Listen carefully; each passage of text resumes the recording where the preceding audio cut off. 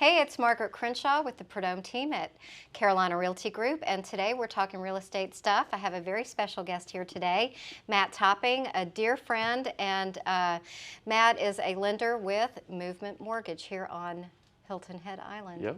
Matt, tell us a little bit about your background. Well, I've been here, this is my 28th year on the island. I came from Ohio, like everyone else on Hilton Head. Hilton Head is the largest suburb of Columbus. Everyone knows that. Yes. We go way back. I've been We in. do. Well, I started off in the restaurant business down here. Worked That's for right. Signy when I first Oh, came to gosh. the island, and and then I worked for Bank of America, and that's where I met you. Yes. So I used to help you there at the little store inside of Harris Teeter, and then I've been in the mortgage business here since 2001. So nonstop. So this will be September this year will be my 21st year. So you've mortgage been business. in lending since 2001. Well, I also did lending at Bank of America on the retail on side the for the retail bank, side. but yeah, strictly in the mortgage business since September the 1st of 2001. So, yep. Wow, all right, 21 years. So tell us a little bit about Movement Mortgage, because we're always pushing our database towards local lenders. But I do know that Movement is also a nationwide company. So how does that translate So for my it's local buyers? Yeah, so Movement, one of the things that my partner and I, Kieran, loved about Movement when we came to work here was that we're based in South Carolina. Okay, our headquarters is in Indian Land, South Carolina, which is right outside of Fort Mill. So you've driven by Fort Mill and you see the roller coasters on the other side of the road. So, yep, right there. So we love the fact though that the company's based in South Carolina. That's a huge bonus for us because we're based in South Carolina. Your clients are in South Carolina. Everyone wants to be here. Movement is privately held, so we have a lot of flexibility. We are a top 10 national lender now, and Kieran and I are very fortunate because we have a lot of obviously condos here on the island. One of the things that we specialize in is condo lending. Yes. And we've been the top condo lender for our company for the last 3 years. So they put a lot of emphasis and firepower behind us being able to help your clients, help the local agents with condos that can be pretty complex. Yeah, so this is how Matt and I got so tight. And when I was a new agent, you really I learned a lot from you because you handled some really difficult things for me. And so as a new agent, when you're wet and you don't know anything, you really helped me navigate all that in the very beginning of my appreciate career. that. You didn't show it, but I appreciate that you were. What do you wet mean? behind I the wasn't ears. thank?ful? No, you were very thankful, but you didn't show that you were show that wet behind the ears. Oh, okay. So. Well, just always selling it from the waist up, There you pretending go. like we know what we're doing, right?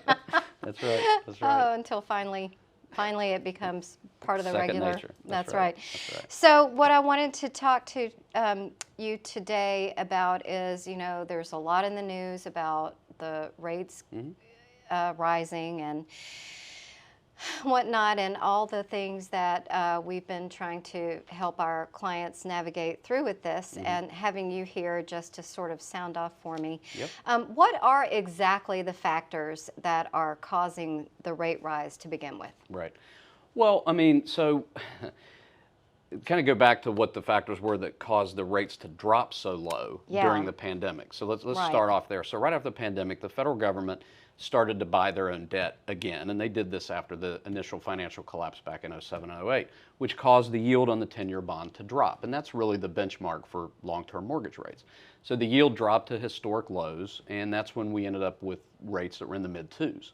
So, people kind of have this tendency to think, well, how things are today or how things are always going to be. So they got used to the rates in the mid-twos, but historically, those were just unprecedented rates. I mean, in my career, average rates have been somewhere between 4.5% to 5.25%. So we're still in historically low rate territory. It's just getting people used to the fact that we're not at abnormally low historical rate territory, right? So, and one of the examples is kind of an average loan here on Hilton Head is around $500,000, loan amount. So if rates have gone up 3/4 of a point, which in general they have, maybe even a little bit more than that, but a 3/4 rate increase from, let's say, where rates were, 18 months ago to where they are today. If a buyer is getting a $500,000 mortgage, that equates exactly to $139 a month. Okay, so people sometimes tend to make a bigger deal out of this increase, but they don't know what it means in real time, right? So for them, it's $139 a month. So that's a meal out, barely a meal out on Hilton Head. Maybe a couple of meals out in Columbus, Ohio, but barely a meal out down here.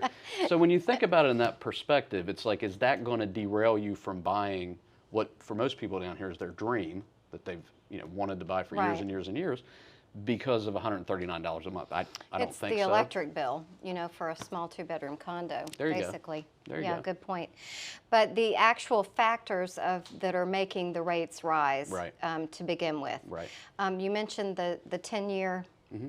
So the yield on the 10-year bond is higher than it's been in the last couple of years. Is that the major factor? That's the major factor. As the yield rises or falls, that's the benchmark really that we look at in our industry. So, for your buyers, if they're looking at that, if they're out looking at financial information, if they look at the 10-year bond yield, during the pandemic, it was around 0.5%. Today, it's at about 1.92. So, big increase. Is the fact that inventory is tight, does that affect, what affects that? Well, I tell people all the time, that's a great question. I tell them bad news is good news for rates. And we had a huge amount of bad news in 2020, Right. equally almost amount of bad news in 2021. As we finished 2021 and started the year, there was some kind of green shoots of good news here and there, and the government is also tapering off their bond buying. So, plus, there's a lot of talk about interest rates for short-term money, car loans, home equity lines of credit, credit cards being raised by the government in order to combat inflation. Okay, so all those things have caused rates to come up. In addition to that, the investors who buy these mortgage loans, Fannie Mae and Freddie Mac, have instituted new pricing guidelines around second homes. So that's caused second home rates to go up even further Right. than the primary resident rates. So there's a little bit of disconnection there with that as well, that the industry is absorbing. I mean, that just started about 2 weeks ago, really. Right. So, traditionally second home and primary residence rates were about the same, maybe a little bit of a difference, eighth of a point, quarter of a point. Now there's much more of a spread between that. So it's getting people used to that. Right. And, again, just kind of saying this is the new normal. I mean, the only constant in our business is change. So, it's always moving. So, geopolitically, those factors, back to bad news is good news for rates, what's happening now in the world could cause rates to drop down the road. Yes, just overnight we've had some changes. Yep. To even kind of what our discussion yesterday would have been is different today, and we touched a little bit before the cameras started rolling, but without going too far down that road, Right. what are your feelings about Ukraine, Russia happened, right. invasion? Well, it's extremely sad for the Ukrainian people to begin with, and folks in Europe in general. So leaving aside economics and rates and all the stuff that we talk about, I mean, it's a tragic situation that could have Absolutely. wide impacts all over the world, right? So we don't know where it's going to lead. It literally just started today. But you have to believe that, gas is going to go up. We're going to have increased inflation. There's going to be, Russia, Ukraine, they're huge exporters of all kinds of, material, metals, wheat, grains. There's technology impacts that could potentially happen. So, all that stuff just further goes into this whole upheaval that we've all been dealing with for the last couple of years, and it just keeps coming. Right.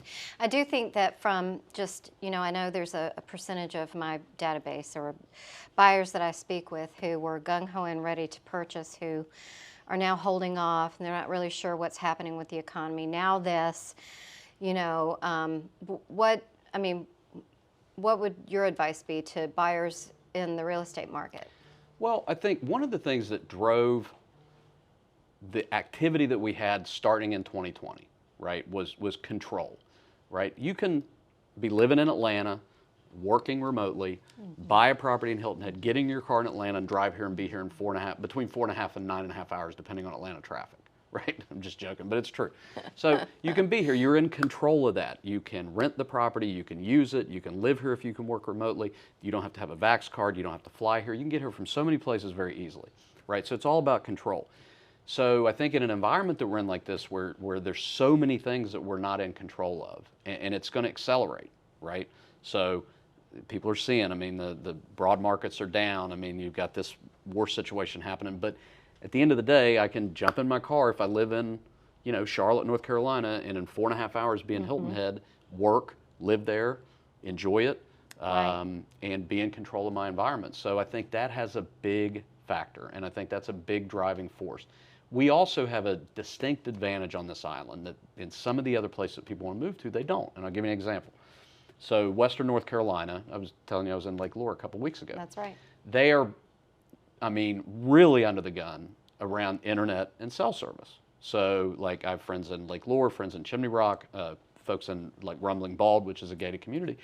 They don't have decent internet there. So they're like, we can't get the people that y'all are getting in Hilton Head to move there because That is so they don't have internet. interesting. So we have a huge technological advantage, even though, you know, we kind of complain about it. That's kind of in the old days. Remember, we would have little cell phone service issues. Like if you're at the beach. Yeah, kind of. But I think they've solved that. Yeah, no. I mean, the cell service here is actually really, really good. The internet's great.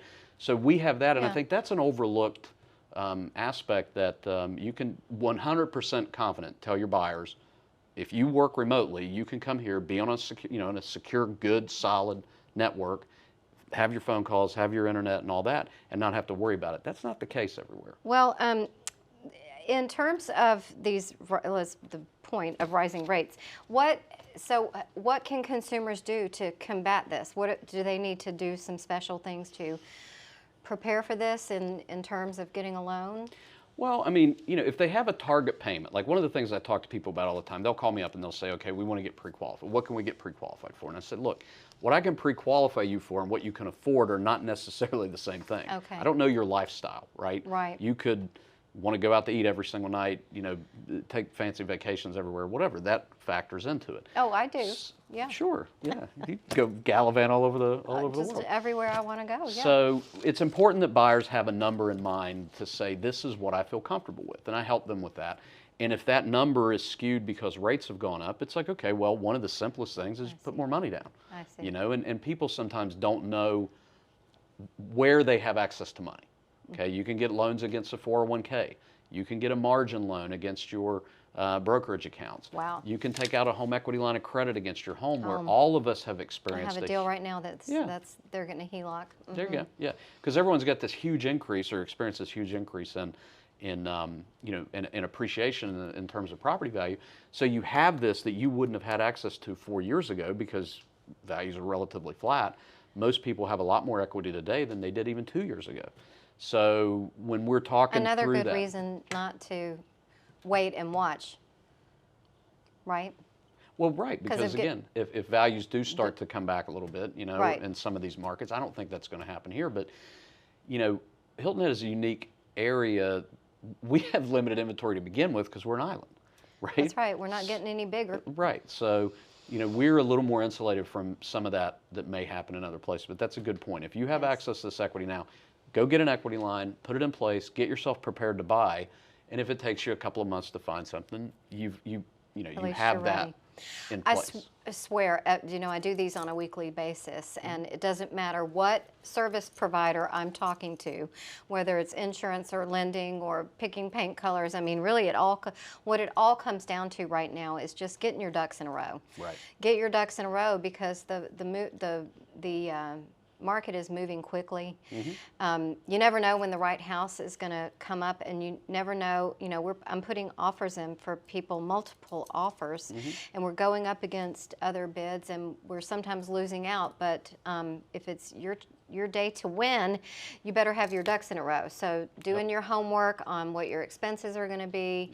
talking with the professionals like Matt, who is brilliant at what he does. I appreciate that. Very important things to be doing right now. And I thank you so much. Well, I appreciate it. Yeah. All brilliant ideas. And of course, can you let everyone know how they can reach you if they have further questions about financing? Yeah, the best way, just my cell phone, 843-301-5200, and I'm happy to help anytime. I have that number memorized. That's great. It's That was easy. my number when I was a kid, 5200. No, mine was 5600. Oh, there you go. And all my Hilton Head friends remember that. 785-5600. Like LT, 56. Yeah. And you know who had that phone number? Who? Ella Jean Trossel. Oh. You know Ella Jean? She had the 5600? She had my phone number after we had it. Wow. 785-5600. Anyway. We've been here a long time. We really, oh my goodness. Anyway, thanks so much for joining us. Appreciate and it. I'm going to be here next week talking real estate stuff again. And everybody have a great weekend.